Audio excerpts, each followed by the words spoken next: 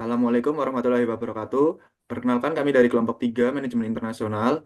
Kami di sini akan memaparkan presentasi hasil analisis dari eksposur valuta asing dan strategi mitigasi dari PT Indosemen Tunggal Prakarsa dengan kode saham INTP. Sebelumnya perkenalkan terlebih dahulu, nama saya Hoiron Ilham Hanafi dan ada rekan-rekan saya Rara Maharani, Dinda Rahmasari, dan Jasenia Sakila. Untuk agen pembahasan kali ini ada profil dan eksposur mata uang, lalu ada analisis eksposur falas, volatilitas nilai tukar, strategi lindung, nilai analisis risiko negara, dan temuan rekomendasi. Masuk bagian yang pertama, ada profil perusahaan, ada sekilas INTP dan eksposur mata uang yang akan dijelaskan oleh rekan saya. Baik, pada bagian pertama, profil perusahaan, PT Indosemen Tunggal Prakarsa Tbk atau INTP merupakan salah satu produsen semen terbesar di Indonesia yang berdiri sejak tahun 1975 dan saat ini menjadi bagian dari Heidelberg Materials Group. Pada tahun 2024, perusahaan mencatat pendapatan sebesar 18,55 triliun rupiah dengan pangsa pasar sekitar 29,2%. Dalam operasionalnya, INTP terlibat dalam beberapa mata uang asing. Dolar Amerika Serikat atau US dollar menjadi mata uang yang paling dominan karena digunakan untuk impor bahan baku seperti batu bara dan gypsum, pembelian peralatan, serta aktivitas ekspor. Selain itu, terdapat exposure dalam euro untuk pembelian mesin dari Eropa dan beberapa mata uang lain seperti Singapore dollar, Australian dollar, dan Japanese yen dalam jumlah yang lebih kecil. Oleh karena itu, perubahan nilai tukar dapat mempengaruhi biaya pendapatan maupun posisi keuangan perusahaan. Kemudian ada identifikasi dan klarifikasi eksposur berdasarkan teori Madura dan Fock 2023. Analisis eksposur falas PT Indosemen itu Prakarsa Tbk ini diidentifikasikan ke dalam 3 klarifikasi utama. Yang pertama eksposur transaksi yang mengantisipasi risiko nilai kontrak akibat jeda waktu pembayaran pada aktivitas impor bahan baku SD, piutang ekspor semen atau klinker, serta posisi kas falas perusahaan. Yang kedua ada ekonomi yang menyoroti dampak fluktuasi kurs terhadap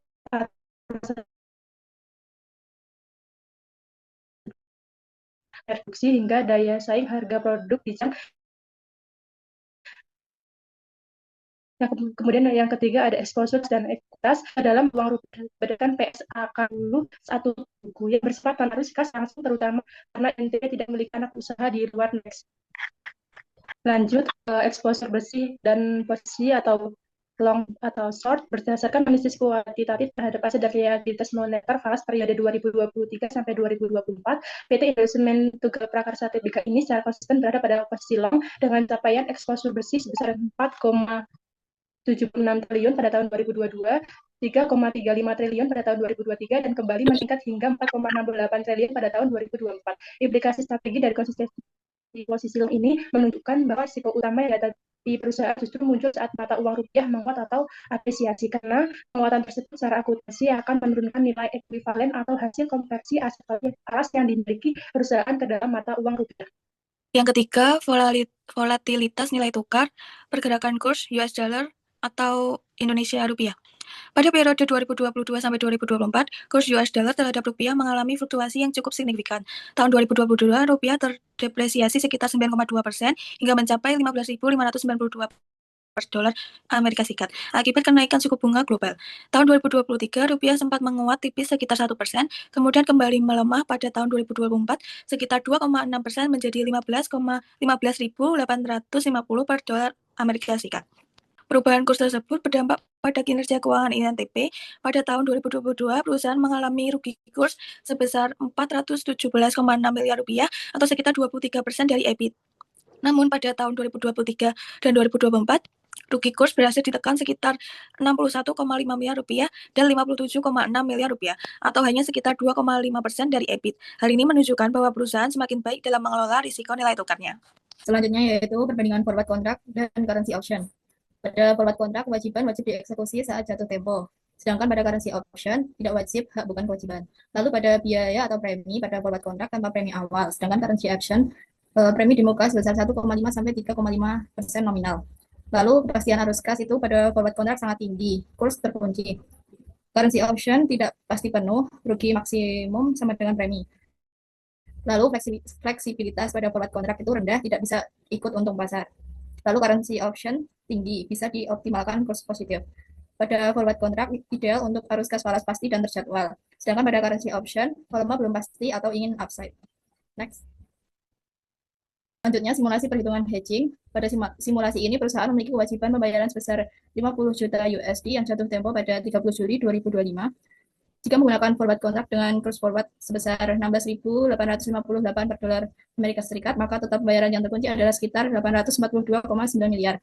Alternatif lainnya adalah menggunakan currency option dengan biaya premi sebesar 16,77 miliar. Terdapat dua kemungkinan skenario. Pada skenario A, ketika rupiah menguat menjadi 16.400 per dolar US, opsi tidak digunakan dan perusahaan membeli dolar di pasar spot. Total biaya menjadi 836,77 miliar, sehingga currency option lebih murah sekitar 6,13 miliar dibandingkan forward kontrak. Namun pada skenario B, ketika rupiah melemah menjadi 17.200 per dolar Amerika Serikat, opsi dieksekusi pada kurs yang telah ditentukan. Total biaya menjadi 859,67 miliar, sehingga forward kontrak lebih murah sekitar 16,77 miliar. Hasil ini menunjukkan bahwa forward kontrak memberikan kepastian, sedangkan option memberikan fleksibilitas. Next. Selanjutnya, rekomendasi hedging berlapis. Pertama, menggunakan forward kontrak untuk kewajiban yang jumlah dan jadwal pembayarannya sudah pasti. Instrumen ini memberikan kepastian penuh terhadap pembayaran. Yang kedua, menggunakan call option untuk gipsum dan bahan baku volume belum pasti, fleksibel, bisa dieksekusi jika spot untung.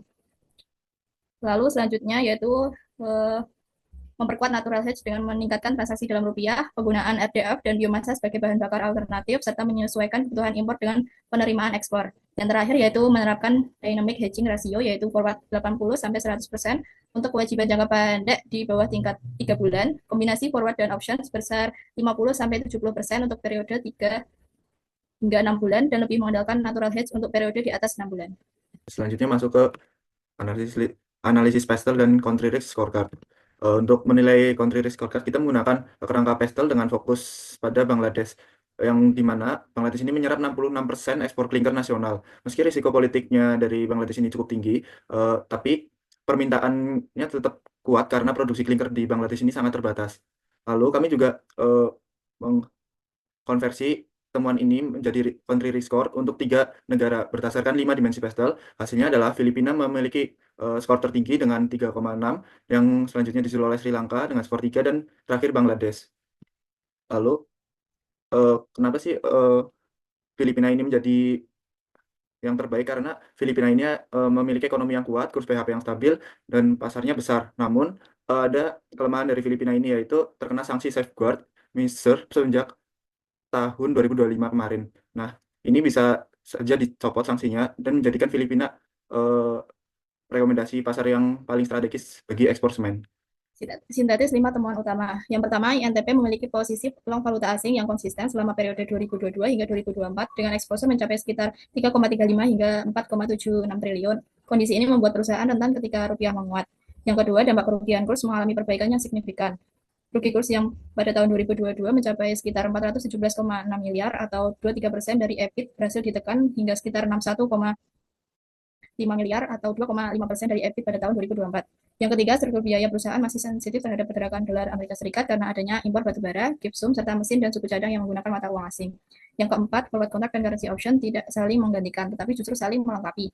Forward lebih sesuai untuk kewajiban yang pasti, sedangkan option lebih cocok untuk kebutuhan yang sifatnya fluktuatif. Lalu yang kelima, Filipina menjadi pasar ekspor paling menarik berdasarkan hasil penilaian, diikuti Sri Lanka dan Bangladesh sebagai alternatif pasar potensial. Selanjutnya yaitu rekomendasi strategi bagi manajer. Yang pertama, perusahaan perlu menetapkan kebijakan hedging formal dengan rasio hedging yang jelas, yaitu 80 hingga 100% menggunakan forward untuk kewajiban jangka pendek dan kombinasi forward serta option untuk jangka menengah.